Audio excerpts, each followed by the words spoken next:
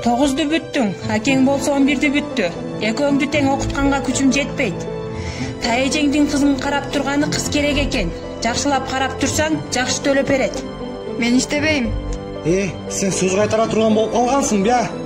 Анда мен барып бала карайын. Мен окуймбу же иштеймби? Анан эмне мен окубай калайынбы? Сен окуганда эмне? Билелиң болуп белең. Сен баары бир элге кетесиң.